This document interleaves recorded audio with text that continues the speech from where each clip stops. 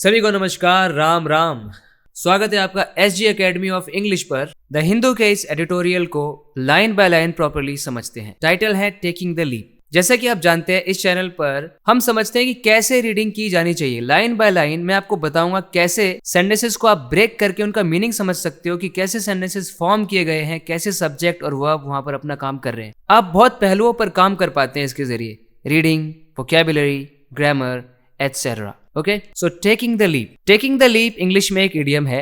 अगर आप बोलते हो ना कि कोई पर्सन टेक द लीप करता है, लीप का मतलब होता है छलांग, बड़ा जंप, मतलब कोई बड़ा जंप ले रहा है। इसका मतलब है आप कुछ ऐसा काम करने जा रहे हो जिसमें रिस्क है, जोखिम है, फिर भी आप डर नहीं रहे, आप एकदम बाहुबली की तरह आगे बढ़ रहे हो, आप डर नहीं रहे आप, मतलब you are taking the leap.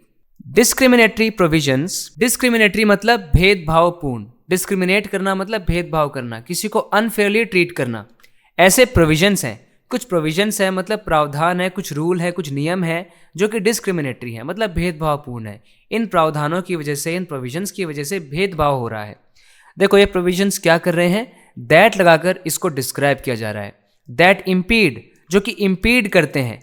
Impede करना मतलब नुकसान पहुंचाना, बाधा डालना, प्रगति को रोकना, प्रोग्रेस को रोकना। लाइव्स को इम्पीड कर रहे हैं। लाइफ किसकी है, ऑफ लगाकर, ऑफ दोज, उन लोगों की, विद लेप्रेसी, यानी वो लोग जो लेप्रेसी से सफर कर रहे हैं। लेप्रेसी एक डिजीज है। Lives of those with leprosy, यानी वो लोग, उन लोगों की जिंदगियों को बहुत नुकसान पहुंचा रहे हैं। ये भेदभावपूर्ण प्रोविजंस या प्रावधान जो है, इनको क्या करना चाहिए, मस्ट गो, यानी इनको चले जाना चाहिए, यानी इन प्रोविजंस का एंड हो जाना चाहिए। तो अगर आप देखें, सब्जेक्ट है डिस्क्रिमिनेटरी प्रोविजंस और वर्ब इसका आ गया मस्ट गो, यानी इन प्रोविजंस को चले जाना चाहिए।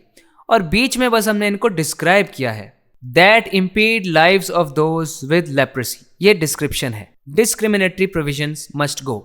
कौन से provisions, that impede lives of those with leprosy. तो ये है पहला पैराग्राफ इस आर्टिकल का। आप वीडियो पॉज करके खुद समझने की कोशिश करो कि सेंटेंस का क्या मीनिंग है, फिर देखो मैं बताता हूं। Systematic efforts are required. Systematic efforts की जरूरत है। एक ऐसे इस तरीके से हमें प्रयास करने हैं जो सिस्टमैटिक ढंग से हो, तरीके से हो, व्यवस्थित हो। उनकी ज़रूरत है, उनकी रिक्वायरमेंट है। क्या करने के लिए, टू एलिमिनेट, खत्म करने के लिए, एलिमिनेट करने के लिए। क्या एलिमिनेट करना है, स्टिग्मा, एक स्टिग्मा को एलिमिनेट करना है। स्टिग्मा यानी कलंक, एक बहुत ही खराब चीज़ है जिसको बोलते हैं स्टिग्मा। एक स्टिग्मा सा है, एक कलंक सा है। कौन सा stigma, that are often seeded by fear, misinformation और ancient believes, and to remove the discriminatory attitudes towards those affected. अजीब बात है, लेकिन यहां पर आर की जगह इज आना चाहिए, क्योंकि हमने स्टिग्मा को डिस्क्राइब करने की कोशिश की है। To eliminate stigma. कौन सा stigma, that is often seeded bye.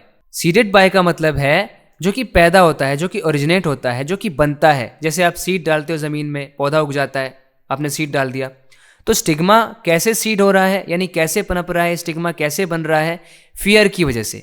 मतलब एक ऐसा स्टिग्मा है जो फियर की वजह से बन रहा है, और मिस इन्फॉर्मेशन की वजह से, यानी गलत सूचना की वजह से।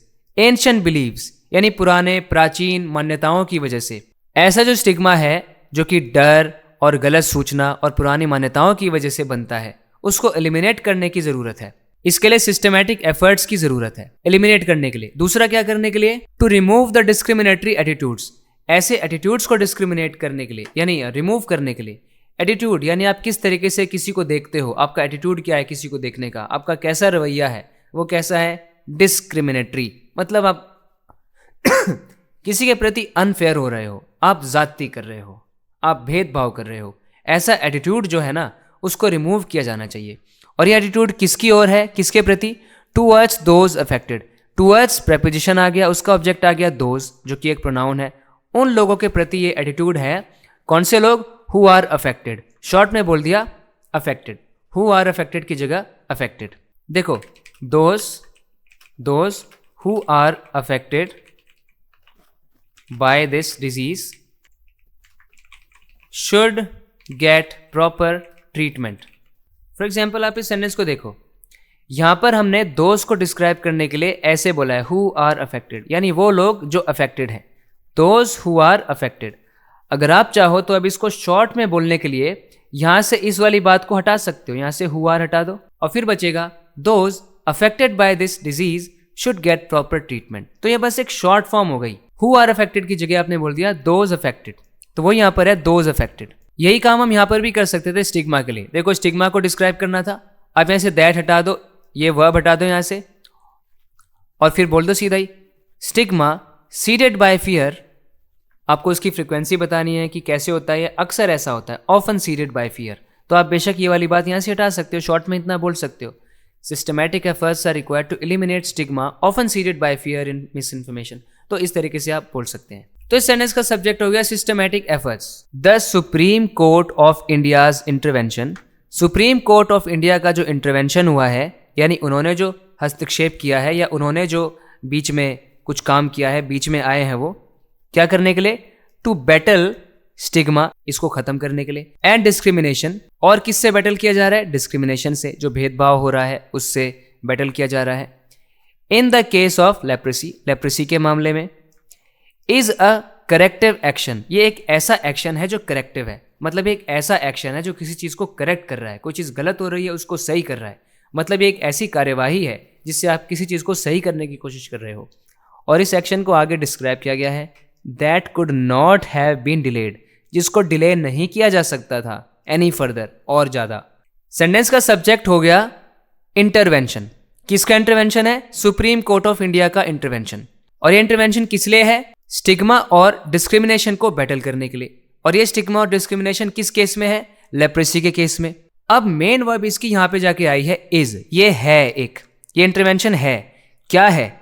एक करेक्टिव एक्शन है। ये करेक्टिव एक्शन सब्जेक्ट कॉम्प्लीमेंट हो गया। और फिर एक्शन को हमने डिस्क्राइब किया है। इस एक्शन को क्या किया जा सकता था? That could not have been delayed any further, जिसको और ज्यादा डिले नहीं किया जा सकता था। ये आप देख रहे हो, कुड नॉट हैव बीन, इसका मतलब है कुछ नहीं किया जा सकता था। कुछ सेंटेंसेस देखते हैं, कुछ और एग्जाम्पल सेंटेंसेस देखते हैं इसको समझने के लिए। उसको नहीं हराया जा सकता था। He could not have been defeated, क्योंकि ये पैसिव वॉइस है इसलिए आपको यहां पर दिख रहा है बी और third form. He could not have been defeated, उसको नहीं हराया जा सकता था, कुछ नहीं किया जा सकता था। Nothing could have been done, उसे नहीं बुलाया जा सकता था। He could not have been invited. तो यहां पर आप देख पा रहे हो कुड हैव बीन और third form, could have been और थर्ड फॉर्म। इसका मतलब होता है पास्ट में किसी चीज को किया जा सकता था या नहीं किया जा सकता था। ऑन अ डायरेक्शन, यानी निर्देश पर। डायरेक्शन मतलब निर्देश, यानी किसी को कुछ करने के लिए बोला गया है, मतलब उसको डायरेक्ट किया गया है। ऑन अ डायरेक्शन, कहां से आई ये डायरेक्शन? फ्रॉम द कोर्ट, जो कोर्ट से आई, यानी कोर्ट ने कुछ डायरेक्शन दी है किसी को। The NHRC, national human rights commission, मतलब नेशनल ह्यूमन राइट्स कमीशन ने क्या किया है? रिसेंटली, हाल ही में, कुछ ही समय पहले, सबमिट किया है। क्या सबमिट किया है, क्या बताया है? दैट की 97 सेंट्रल एंड स्टेट लॉज, यानी 97 सेंट्रल, केंद्र और राज्यों के जो लॉज हैं, जो प्रावधान हैं, ऐसे कानून हैं जो कि कंटिन्यू करते हैं टू कंटेन, अभी भी वो कंटेन करते हैं, यानी अभी भी उनके अंदर शामिल हैं प्रोविजंस, ऐसे प्रावधान, ऐसे नियम, ऐसे क्लॉजेस उनके अंदर शामिल हैं दैट, जो कि डिस्क्रिमिनेट करते हैं, भेदभाव करते हैं। किससे भेदभाव करते हैं? अगेंस्ट हुम? अगेंस्ट पर्सन्स, उन लोगों के साथ भेदभाव करते हैं। कौन से पर्सन्स? विद लेप्रेसी, जो कि लेप्रेसी से पीड़ित हैं। Who are afflicted with leprosy, जिनको लेप्रेसी है। तो आप अगर देखें तो यहां पर सब्जेक्ट है द NHRC। NHRC ने कुछ किया है, क्या किया है? मेन वर्ब है सबमिटेड, उसने सबमिट किया है। और क्या सबमिट किया है? सबमिट का ऑब्जेक्ट आ गया। क्या सबमिट किया है? दैट से लेके पूरा ये यहां से यहां तक पूरा ये सबमिट का ऑब्जेक्ट है कि सबमिट क्या किया है, बताया क्या है। और ये on a direction from the court, ये मॉडिफाई कर रहा है। किस चीज को मॉडिफाई कर रहा है? सबमिट को, कि सबमिट कैसे किया है? इस डायरेक्शन पे सबमिट किया है। कोर्ट ने बताया था कि सबमिट करो, तो NHRC ने सबमिट किया। क्या सबमिट किया? वो सबमिट का ऑब्जेक्ट बन के आ रहा है। इन सम एंड सब्सटेंस, ये एक जाना माना एक्सप्रेशन है। सम एंड सब्सटेंस बोलने का मतलब होता है, अगर हम मेन बात करें ना, अगर हम सीधा मुद्दे की बात करें, when we get to the point, the crux of the matter, मतलब जो रियल सेंट्रल आइडिया जो है वो क्या है? दीज प्रोविजंस, ये जो प्रोविजंस हैं, ये जो प्रावधान है, ये डिनाई करते हैं यानी इनकार करते हैं, मना करते हैं, ना करते हैं। क्या ना करते हैं? एक्सेस, यानी एक्सेस को। एक्सेस मतलब किसी चीज़ पर आपकी पहुंच, आपकी एक्सेस होती है। आप उस चीज़ को एक्सेस कर पा रहे हो, मतलब आप उस चीज़ तक पहुंच पा रहे हो। तो एक्सेस किस चीज़ का एक्सेस? टू थिंग्स, उन चीज़ों से एक्सेस की बात हो रही है।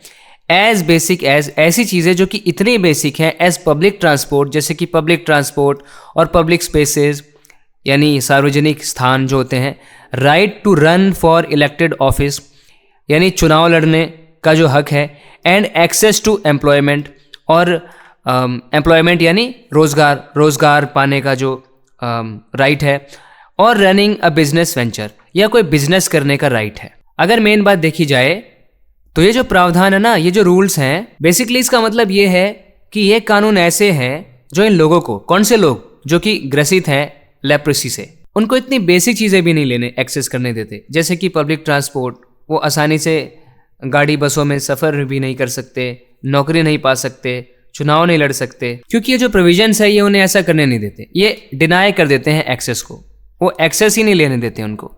डिनाई का यूज़ देखो कैसे होता है। डिनाई के बारे में आपको समझना चाहिए। जब आप डिनाई यूज़ करो ना, तो आपको ऐसे यूज़ करना है, आप किसी को कुछ करने नहीं दे रहे, किसी को कुछ हासिल नहीं करने दे रहे। मतलब यू डिनाई समवन समथिंग, या फिर यू डिनाई समथिंग, पहले इसमें लगा दो समथिंग और फिर to someone.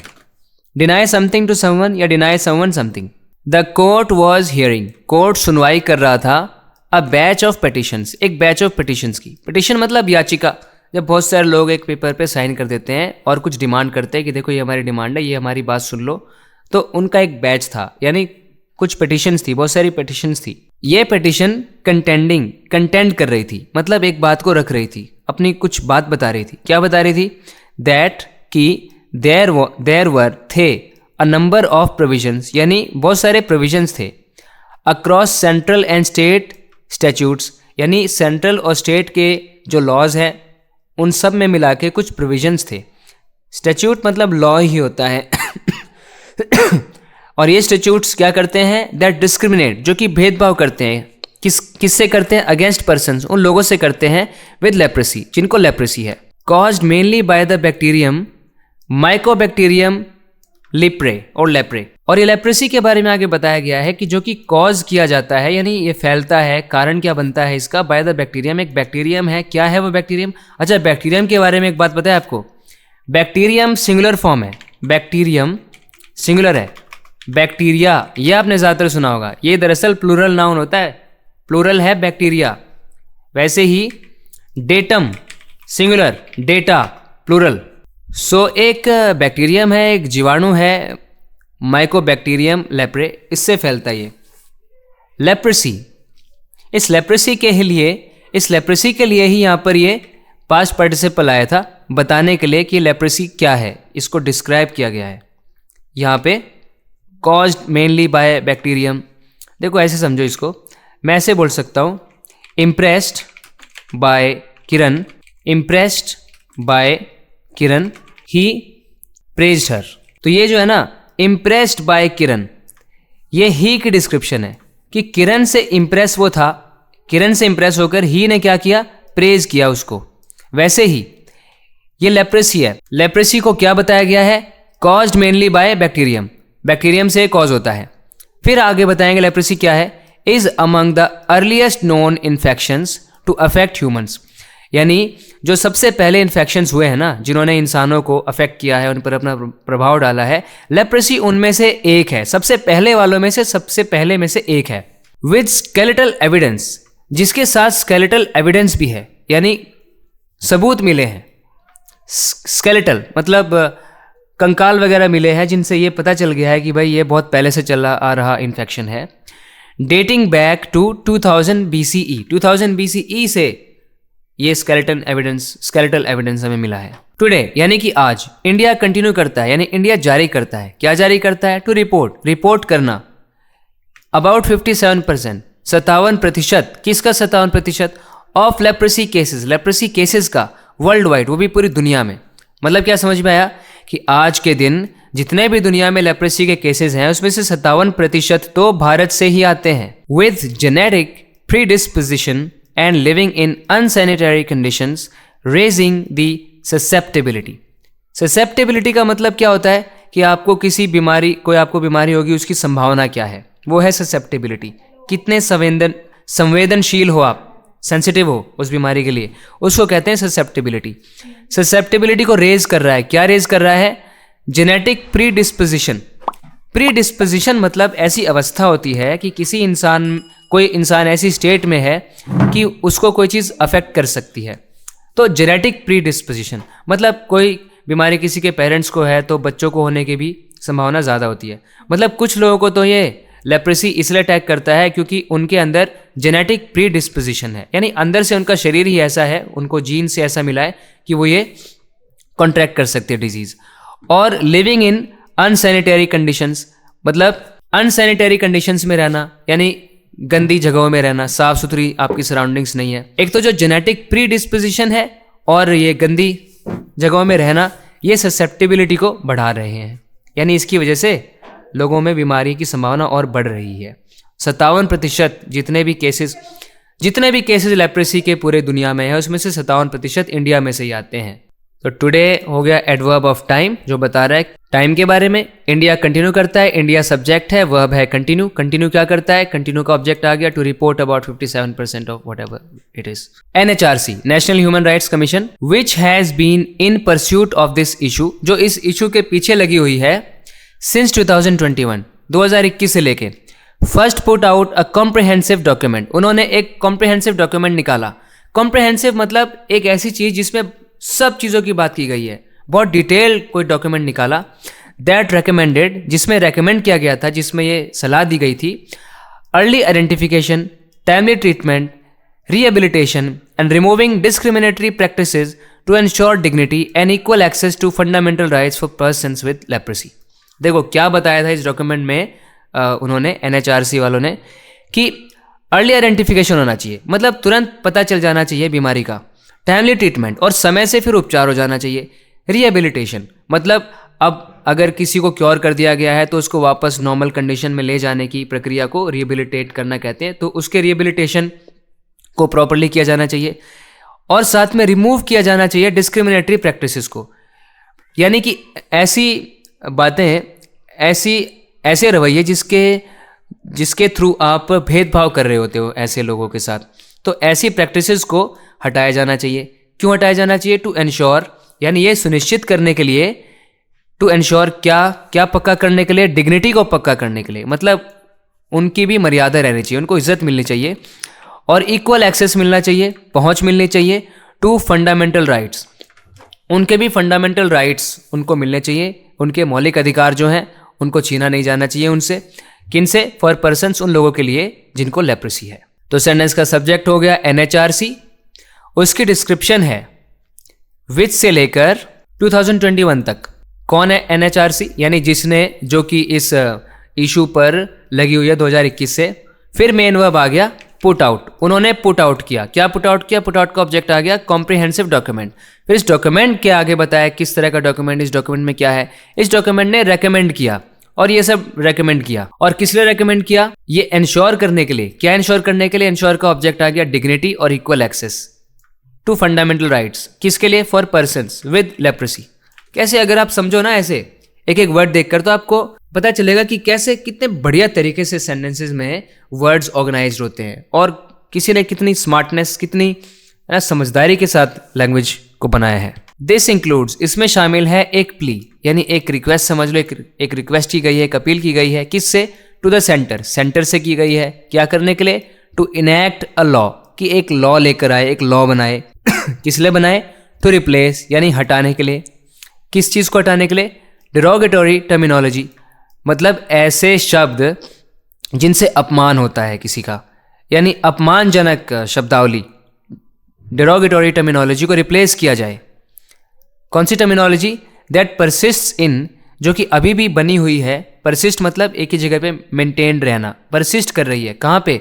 In the laws of the land, इस लैंड के जो लॉज हैं उन लॉज के अंदर ये डिरोगेटरी टर्मिनोलॉजी का यूज किया जा रहा है, इसको रिप्लेस करना चाहिए। एंड अ पॉइंटेड रिकमेंडेशन, देखो अब ये किसके साथ जुड़ा हुआ है? इसमें इंक्लूड है, ये इंक्लूड करता है, इसमें शामिल है एक प्ली। एक तो प्ली है, अब ये सारी कहानी प्ली के लिए आ गई। ये प्ली सेंटर से है, इनेक्ट करने के लिए है, रिप्लेस करने के लिए है, जो कि परसिस्ट करती है लॉज ऑफ द लैंड में।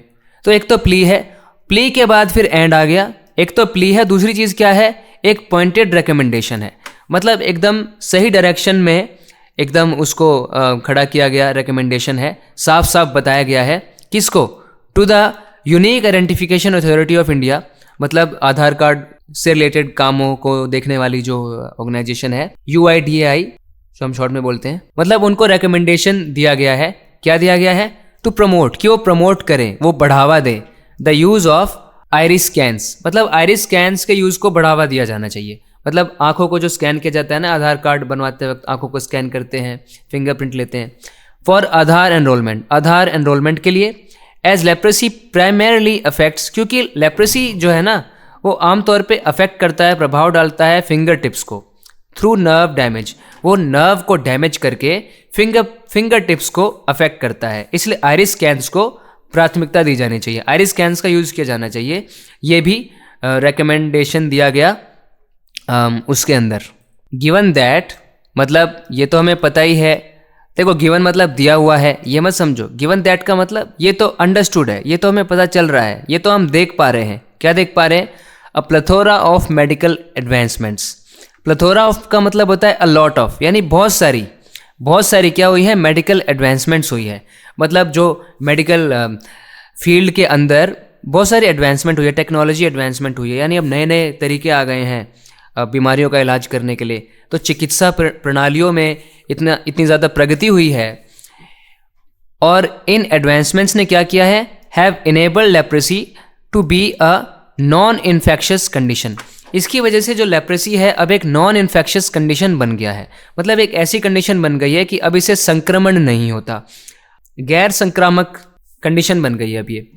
एंड बी फुल्ली क्योरेबल, और फुल्ली क्योरेबल भी बन गई है, यानी पूरी तरीके से इसका इलाज किया जा सकता है विद द राइट इंटरवेंशंस, अगर सही तरीके से इसमें कदम उठाया जाए, सही तरीके से काम किया जाए। It will be a shame, यानी शर्म की बात होगी, टू अलाउ करना these discriminatory antediluvian provisions to continue to be in force. बड़े शर्म की बात होगी ऐसे डिस्क्रिमिनेटरी, मतलब ऐसे भेदभाव करने वाले, और एंटीडिलुवियन मतलब पुराने ज़माने के आउटडेटेड प्रोविजंस, प्रावधानों को अगर कंटिन्यू करने दिया जाए कि वो फोर्स में रहे, मतलब अभी भी उनकी चलती रहे, अभी भी उन पर काम होता रहे, अभी भी वो बने रहे प्रोविजंस, ऐसे प्रोविजंस जो पुराने ज़माने के हैं, आउटडेटेड हैं, भेदभाव होता है उनकी वजह से, अगर अभी भी हम इनको रखेंगे तो बड़े शर्म की बात होगी। तो सब्जेक्ट है मेडिकल एडवांसमेंट्स, और इनका मेन वर्ब आ गया हैव इनेबल्ड, इन्होंने इनेबल किया है। किसको इनेबल किया है, इनेबल का ऑब्जेक्ट आ गया लेप्रेसी। क्या इनेबल कर दिया, इनेबल को कैसे यूज करते हैं, देखो अगर मुझे ऐसा कहना है इस एसी की वजह से सब लोग चैन से सो पाए, तो मैं बोलूंगा this AC enabled everyone to sleep peacefully. तो आप इनेबल कैसे यूज करते हो, कोई चीज आपको इनेबल करती है, देखो इनेबल किया किसी को कुछ करने के लिए, enable someone to do something, right. तो इन एडवांसमेंट्स ने इनेबल किया है लेप्रेसी को, क्या करने के लिए, लेप्रेसी फिर क्या कर पाई, वो बन पाई, क्या बन पाई, एक ऐसी कंडीशन जो कि नॉन इन्फेक्शियस है और फुल्ली क्योरेबल है। ऐसी कंडीशन बनने में इन एडवांसमेंट्स ने हेल्प की है, इनेबल किया है उनको।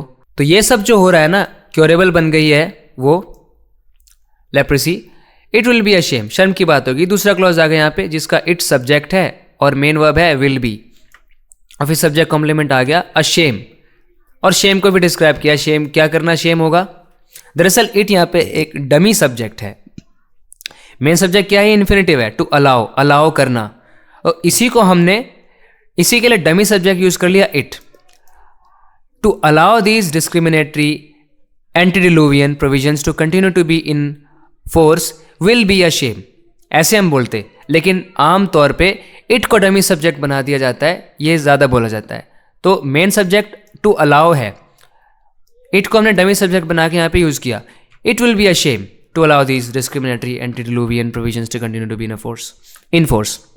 द जजेस, जो जजेस हैं भाई, जो न्यायाधीश हैं, डायरेक्टेड ऑल स्टेट्स, उन्होंने सभी स्टेट्स को और यूनियन टेरिटरीज को मतलब कि यूनियन टेरिटरीज को हिंदी में क्या बोलते हैं, केंद्र शासित प्रदेशों को डायरेक्ट किया है, मतलब उनको निर्देश दिया है टू सबमिट, कि वो सबमिट करें। क्या सबमिट करें? रिपोर्ट। कैसी रिपोर्ट? जो कि डिटेल कर रही होंगी किसको? द स्टेप्स, मतलब ऐसे स्टेप्स को जो डिटेल में बता रही हों, दैट दे हैव इनिशिएटेड, वो स्टेप्स जिनको उन्होंने इनिशिएट किया है, वो कदम जो उन्होंने उठाए हैं इन दिस रिगार्ड, इस मामले में।